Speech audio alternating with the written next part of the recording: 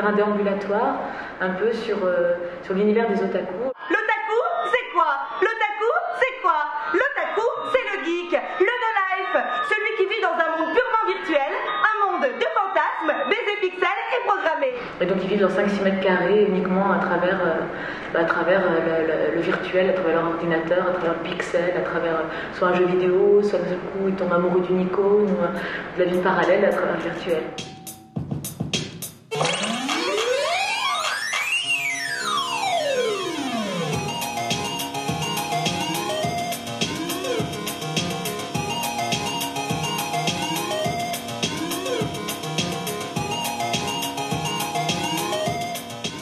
Première étape de travail, l'étape finale ce sera en 2011-2012, comme un hôtel otaku, c'est de parcourir un peu différents univers de ces otaku.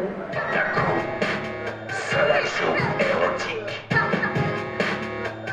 en solo, autarcique. Où à chaque fois on est dans l'idée du corps hybride, donc le corps croisé avec un nounours, un corps croisé avec un poulpe, un corps avec l'animal, croisé avec un robot, avec une poupée. L'idée c'est de travailler à chaque fois sur ce côté hybride du masque ou de la métamorphose.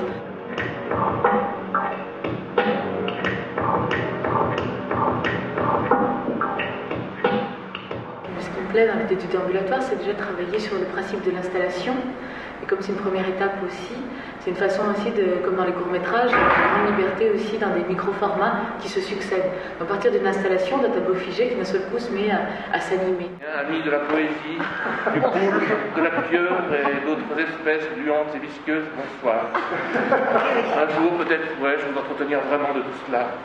J'aime bien aussi dans l'idée du déambulatoire, c'est comme dans l'idée du train fantôme, où d'un seul coup le spectateur rentre dans des mondes. Et comme l'idée c'est de travailler autour du fantasme, dans des intimités un peu surprises, l'idée c'est à chaque fois de pénétrer dans des univers comme on changerait de niveau dans un jeu vidéo. Le spectacle vivant permet aussi d'avoir un rapport d'une proximité à la chair plus proche. Et là c'est une façon de prendre le spectateur à vif et de le faire pénétrer de façon plus entière dans ces mondes-là.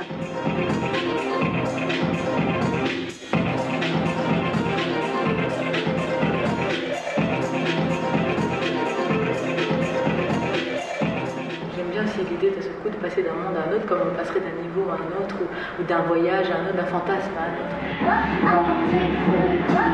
autre. C'est vrai qu'à la fin, l'idée c'est, dans le concert, souvent dans les dessins animés, il y a souvent le générique.